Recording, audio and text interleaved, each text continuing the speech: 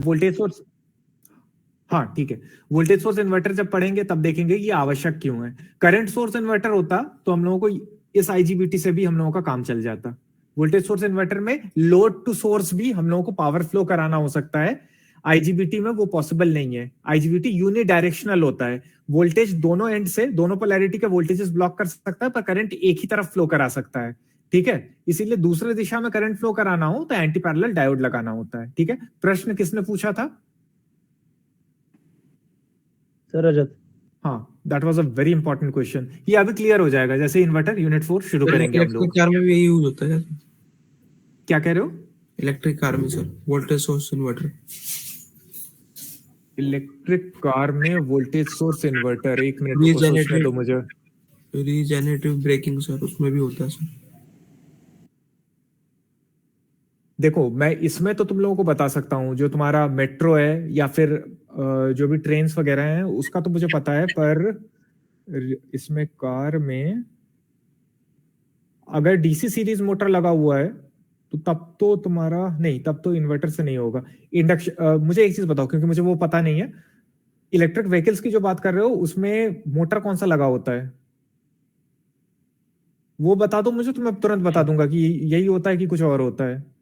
अगर induction machine लगा हुआ है उसमें तब तो फिर यही होता है। ठीक है, और अगर इंडक्शन मशीन नहीं लगा हुआ है तो फिर वहां पे चॉपर लगेगा, 4 क्वाड्रेंट चॉपर लगेगा रीजनरेटिव ब्रेकिंग के लिए। सर उसमें कुछ ऐसा होता है कि एक पर्टिकुलर लिमिट के बाद, मतलब एक पर्टिकुलर स्पीड के बाद उसकी वो ऊपर नहीं जाती, 3 फेज होता है शायद सर। क्या होता है एक बार देख लेना क्योंकि वो तो मुझे भी नहीं पता है। ठीक है, तो वो पता होना चाहिए। देखो दो में से कोई एक ही मोटर होगा, या तो डीसी, अरे पगल, traction means running on tracks, तो वो तो हुआ ही, पर उसमें कौन सा मोटर है, डीसी है कि एसी है वो तो बताओगे भाई साहब तुम लोग। अच्छा सर वो डिफरेंट होते हैं, डिफरेंट होता है। टेस्ला का आई थिंक जो एस वाला मॉडल था वो डीसी यूज करता है और बाकी एसी यूज करते हैं। अच्छा अच्छा अच्छा, हाँ मतलब या तो एसी मोटर होगा या डीसी, पर एसी मुझे लगता नहीं होगा। एसी हुआ तो फिर बीच में इन्वर्टर वगैरह लगाना पड़ेगा, जहां तक मुझे समझ में आता है, क्योंकि बैटरी से पावर अप कर रहे हो तो अकलमंदी तो इसी में होगी कि डीसी सीरीज मोटर यूज करो। ठीक है, मतलब मॉडिफाइड वर्जन कोई उसका होगा, पर जहां तक डीसी सीरीज मोटर होगा, अगर डीसी सीरीज मोटर हुआ तो फिर ये यूज नहीं होगा, इन्वर्टर यूज नहीं होगा, वहां चॉपर यूज होगा। पर हाँ, चॉपर यूज होते हुए भी वहां पे भी आईजीबीटी लगेगा और एंटी पैरेलल डायोड ही लगेगा। ठीक है, 4 क्वाड्रेंट चॉपर में देखेंगे हम लोग। ठीक, ओके, तो यहाँ पे आईजीबीटी स्लैश डायोड ले लिया, इससे हम लोगों ने पूरा कॉन्फ़िगरेशन कर लिया। सोर्सेस से हम लोग ये सोर्स ले लेंगे, यहाँ पे जो तुम्हारा बैटरी सोर्स दिख रहा है, और क्या क्या चीजें हैं देखें, और तुम्हारा पल्स जनरेटर है, नहीं रुको, पल्स जनरेटर से पहले ये देख लेते हैं, ये क्या चीज है, तुम्हारा 3 फेज वोल्टेज मेजरमेंट ब्लॉक है। ठीक है, तो 3 फेज वोल्टेज मेजरमेंट ब्लॉक यहां से मिल जाएगा, ये। ठीक है, this would be the 3 phase voltage measurement block. ये तुम्हारा 3 फेज लोड है। 3 फेज लोड कहां से मिलेगा तुम लोगों को? एलिमेंट्स में जाओ,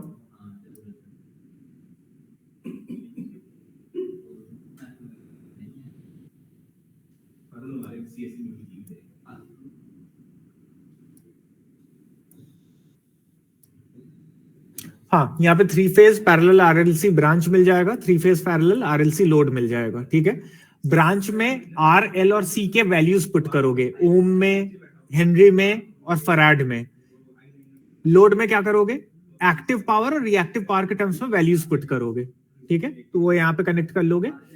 उसके बाद और क्या क्या चीजें, पल्स जनरेटर है, पल्स जनरेटर कहां से मिलेगा? ये वरुण रिकॉर्ड हो रहा है ना?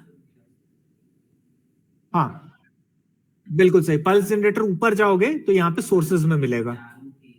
ठीक है, मैं फिर से कह रहा हूं, एक बार खुद से बना लेना, ये टाइम कम करने के लिए ये बना बनाया दिखा रहा हूं यहाँ। मुझे तो अभ्यास है, पर अभ्यास तुम लोगों को करना है। ठीक है, एक आध लोग बना लेंगे, मैं उन्हीं के लिए कह रहा हूं, सबके लिए नहीं कह रहा हूं। तो यहाँ पे देखो, ये पल्स जनरेटर मिल जाएगा। ग्राउंड चाहो तो तुम यहां से ले लो, एलिमेंट्स में जाओ, यहां से ये वाला ग्राउंड ले लो। ठीक है, और नॉट गेट कहां से लोगे? नॉट गेट डायरेक्ट तो नहीं मिलेगा, यहाँ पे देखो, रुको, एंड का नोट करना पड़ेगा। बिल्कुल सही, बिल्कुल सही, एक को याद है। कहाँ गया वो लॉजिक ऑपरेशन, ये रहा।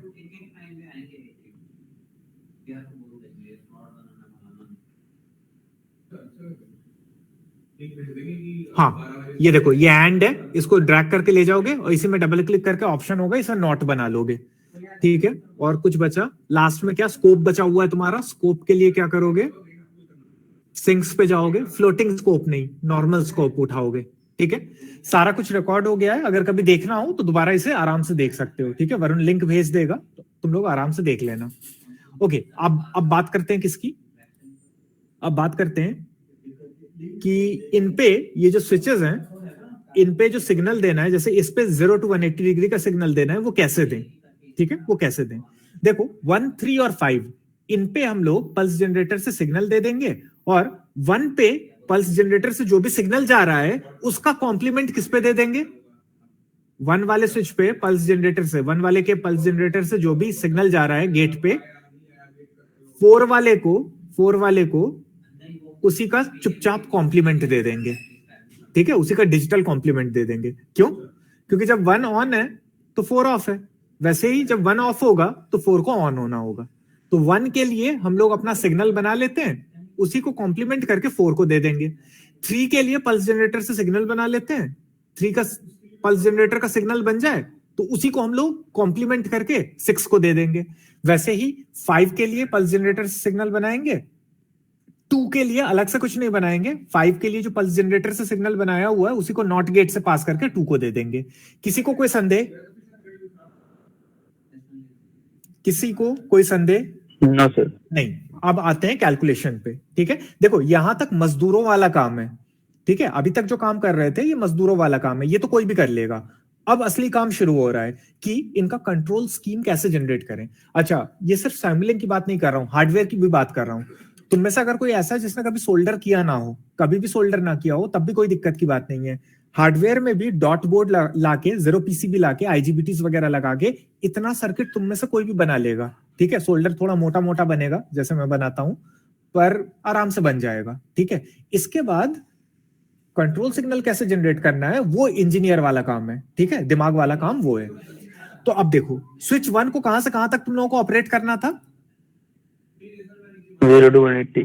0 to 180 ऑपरेट करना था। ठीक है, अब ठीक से ध्यान देते जाना, इसे 0 to 180 डिग्री के लिए ऑपरेट करना है। अच्छी बात है। ये बताओ मुझे, ये बताओ, स्विच 1 को 0 to 180 ऑपरेट करना है, स्विच 1 का टाइम पीरियड क्या होगा? सबसे पहले टाइम के टर्म्स में इसका टाइम पीरियड देखना होगा। तो टाइम पीरियड की अगर बात करें हम लोग, तो तुम्हारा जो भी वोल्टेज आ रहा है, लोड पे जो भी वोल्टेज आ रहा है, उसकी फ्रीक्वेंसी कितनी चाहोगे, कितनी हो? अरे पागलों, किस देश में हो? 50 सर। इंडिया हाँ। 50 हर्ट्ज। 50 हर्ट्ज। ठीक है, इंडिया में हो तो जो भी वोल्टेज की फ्रीक्वेंसी चाहोगे वो 50 हर्ट्ज होगा। 50 hertz translates to how many milliseconds in terms of time? 20। गधेड़ों, तुम लोगों को याद भी नहीं रहता है। ठीक है, 50 हर्ट्ज करेस्पॉन्ड्स टू 20 मिलीसेकंड्स। ठीक है, टाइम पीरियड 20 मिलीसेकंड्स का है। ठीक है, यहां तक किसी को कोई कंफ्यूजन? यहां तक किसी को कोई कंफ्यूजन? अच्छा, एक चीज बताओ, ये थोड़ा अलग पूछ रहा हूं। ये जो आईजीबीटी है, इसमें ये लेफ्ट हैंड साइड पे, पहले वाले आईजीबीटी की बात कर रहा हूं, लेफ्ट हैंड साइड में जो लेटर लिखा हुआ है वो क्या है? नीचे की ओर सर वो एम। एम है, ध्यान रखना। ठीक है, आईजीबीटी में 3 टर्मिनल होते हैं, गेट, कलेक्टर, एमिटर। तो गेट, कलेक्टर, एमिटर, ये गेट बना हुआ है इधर लेफ्ट में ऊपर की ओर, राइट में ऊपर की ओर कलेक्टर बना हुआ है, राइट में नीचे की ओर एमिटर बना हुआ है, और यहाँ पे लेफ्ट में नीचे की ओर जो है वो एम है। ये आईजीबीटी का टर्मिनल नहीं है, ये साइमलिंक ब्लॉक की फैसिलिटी है। ठीक है, जिससे तुम आईजीबीटी से रिलेटेड कई सारे क्वांटिटीज मेजर कर सकते हो, इसका ध्यान रखना। ओके, अब चलो इसकी बात करते हैं, इसके पल्स जनरेटर की बात करते हैं। पल्स जनरेटर में क्या क्या पुट करना होगा देखो। हाँ, ध्यान रखना, पल्स जनरेटर में कई बार एक गलती हो जाती है, उस गलती से बचने की कोशिश करना। यहाँ पे क्लिक करके, अगर मैं यहाँ पे क्लिक, मान लो यहाँ पे मैंने क्लिक किया और कुछ ऐसे करता हूं, रुको, यहाँ पे क्लिक किया और गलती से मेरा सैंपल बेस्ड आ गया, ठीक है, तो रिजल्ट्स वगैरह बिगड़ जाते हैं, एरर आने लगता है। तो ध्यान रखना होगा पल्स जनरेटर में पल्स टाइप टाइम बेस्ड करोगे और टाइम साइमुलेशन टाइम करोगे, ठीक है। एक्सटर्नल सिग्नल वगैरह मत करना, कई बार गलत सिलेक्शन हो जाता है। हमारे वाले एक्सपेरिमेंट में पल्स टाइप में टाइम बेस्ड होगा और टाइम में साइमुलेशन टाइम होगा। एक्सटर्नल सिग्नल भी बड़ी काम की चीज है, क्लोज लूप में ये भी बहुत काम आता है, पर हम लोगों के केस में ये काम नहीं आएगा। ओके, तो तुम लोगों ने अभी देख लिया कि टाइम पीरियड कितना होना है हम लोगों के आउटपुट वोल्टेज का, 20 मिलीसेकंड। 20 मिलीसेकंड, ठीक है। देखो एम्पलीट्यूड 1 रखो, 0.00001 रखो, 100 रखो, कुछ भी रखो, काम चल जाएगा। क्यों? क्योंकि यहाँ पे जो भी आईजीबीटीज हैं इनके गेट पे बस एक पॉजिटिव सिग्नल जाना चाहिए, ठीक है। पर प्रैक्टिकली अगर यहाँ पे प्रैक्टिकल आईजीबीटी लगा हुआ होता तो उसके गेट पे कितना तुम्हें वोल्टेज देना पड़ता, जितना उसका थ्रेशोल्ड गेट वोल्टेज है। 10 वोल्ट है तो यहाँ पे 10 वोल्ट देना होता, जबकि यहाँ पे क्योंकि सिंपल साइमुलेशन ब्लॉक्स लगा के रख रहे हो तुम, इनमें सिंपली कोई भी पॉजिटिव क्वांटिटी दे दो तो ये ऑन हो जाएंगी। 1 रखो, 0.00001 रखो, 100 रखो, काम एक ही तरह से करेंगी, ठीक है। मैं कह रहा हूं तो विश्वास कर लोगे? जल्दी नो सर। नहीं, क्या करोगे? हाँ, एक बार 0.0001 करोगे, एक बार 100 करोगे और देखोगे कि कहीं ऐसा तो नहीं कि वेव पैटर्न में कुछ गड़बड़ आ गया है। मैं सही कह रहा था कि गलत कह रहा था, तुरंत चेक हो जाएगा उसी से, ठीक है। तो चलो यहाँ 1 रख दिया, पीरियड कितना हुआ 20-3, ठीक। अच्छा, इसका पल्स विड्थ क्या होगा? पल्स विड्थ क्या होगा?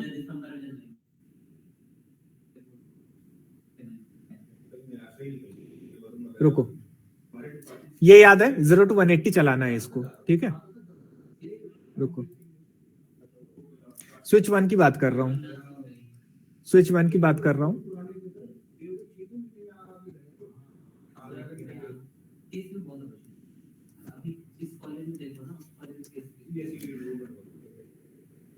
स्विच 1 का जो टाइम पीरियड है वो क्या है?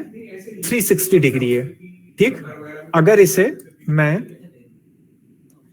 इसे मैं टाइम के टर्म्स में लिखूं तो 20 मिलीसेकंड है। 20 मिलीसेकंड मान लो यहां तक आ रहा है, 20 मिलीसेकंड मान लो यहां तक आ रहा है, ठीक है। तो अगर स्विच 1 का टाइम पीरियड 20 मिलीसेकंड है तो 20 मिलीसेकंड में इसे कितनी देर के लिए ऑन रहना है? 360 डिग्री मतलब 20 मिलीसेकंड है, ठीक है। और 360 डिग्री में स्विच 1 को कितनी देर के लिए ऑन रहना है?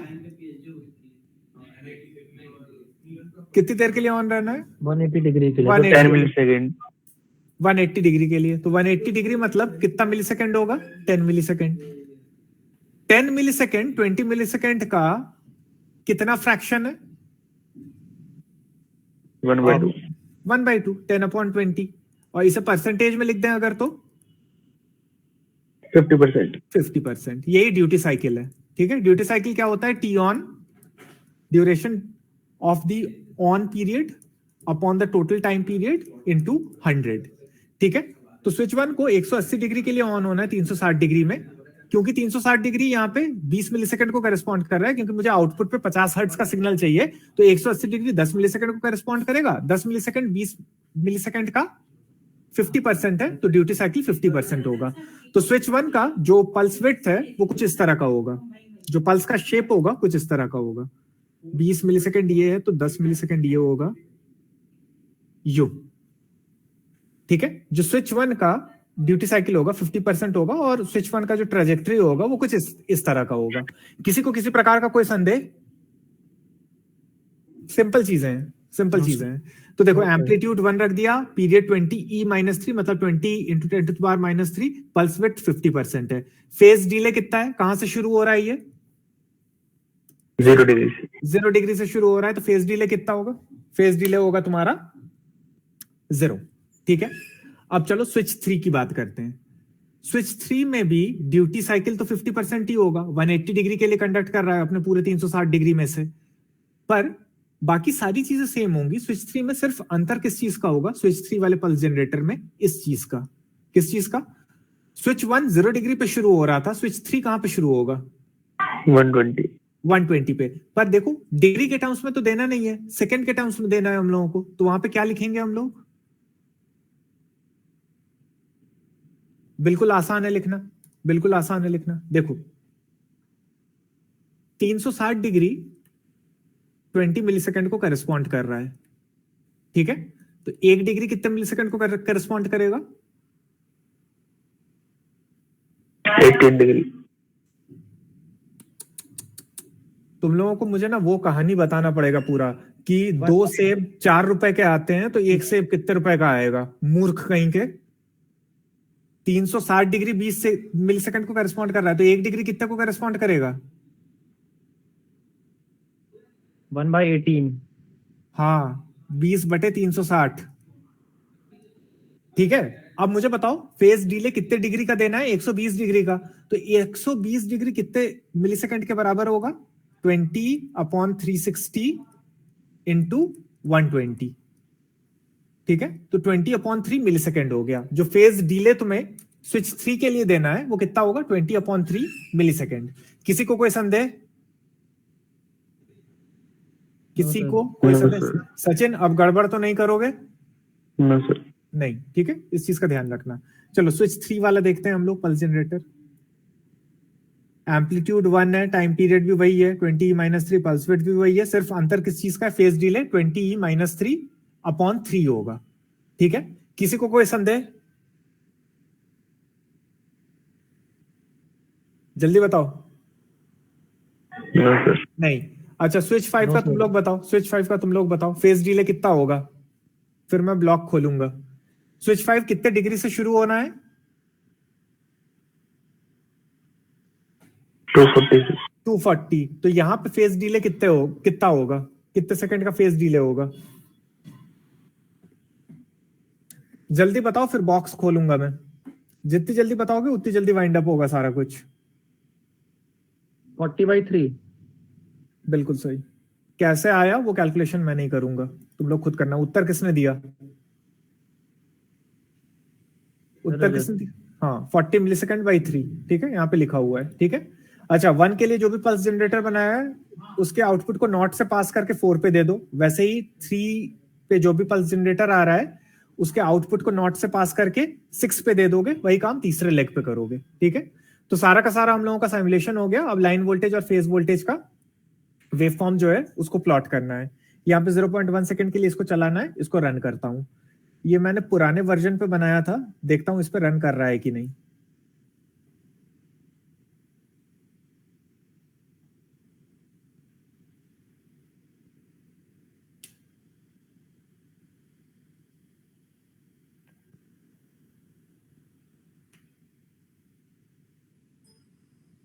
तुम लोगों का भी अगर अलग वर्जन हो कोई तो रन करके देखना रन हो रहा है कि नहीं हो रहा है। स्कोप पे डबल क्लिक करते हैं।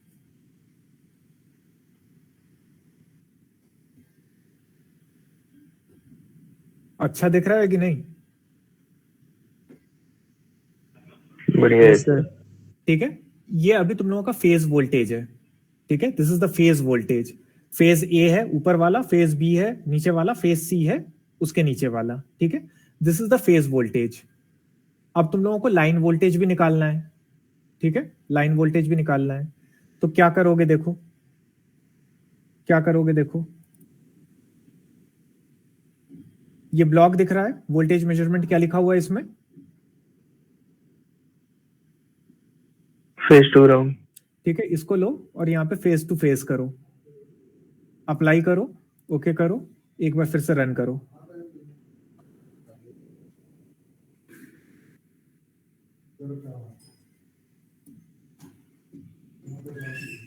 ये तुम्हारा लाइन वोल्टेज है, ठीक है? तीनों फेज का लाइन वोल्टेज है। तो फेज वोल्टेज और लाइन वोल्टेज कैसे लेना है वो देख लिया है। अच्छा, शेप्स ऐसे ही क्यों आ रहे हैं ये भी बहुत इंपॉर्टेंट है, पर वो थियरी में डील करेंगे। और ये पूरा बनाने को आता है, जो लाइन वोल्टेज दिख रहा है, जो फेज वोल्टेज दिख रहा है, ये पूरा बनाने को आता है। और यही वाली चीज 12.5 नंबर की आती है, ठीक है? बहुत इंपॉर्टेंट है, प्रॉपर्ली हम लोगों को देखना है इसको थियरी में, पर प्रैक्टिकल के हिसाब से हम लोग यहीं तक एनालिसिस करेंगे और रुक जाएंगे। चलो, अब तुम में से किसी को कुछ पूछना है तो वो पूछ सकता है। नहीं?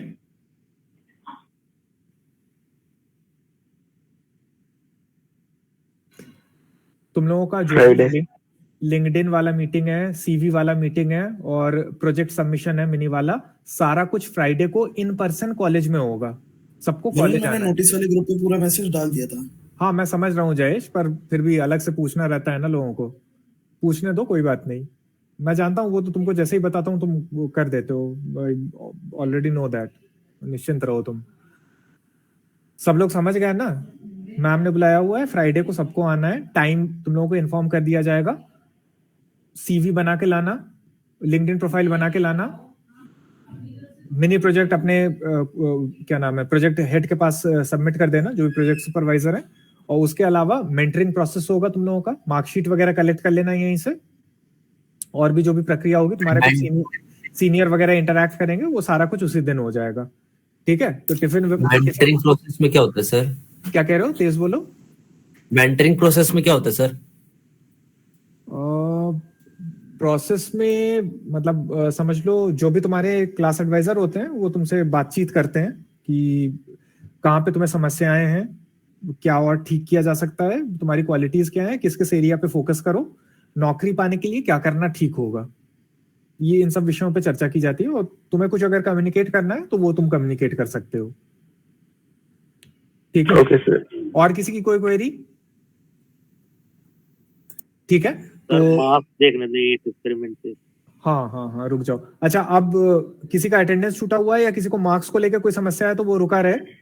सर आशीष ने चैट में लिखी थी। क्या चीज? Raghav sir 25 roll number. रुको 1 मिनट, पहले मैं अटेंडेंस देख लेता हूँ, अटेंडेंस वालों को फ्री कर दूं। राघव का छूटा हुआ है अटेंडेंस, और किसका छूटा है? सर आशीष के चैट में लिखा हुआ है। आशीष ने चैट में अटेंडेंस लिखा है।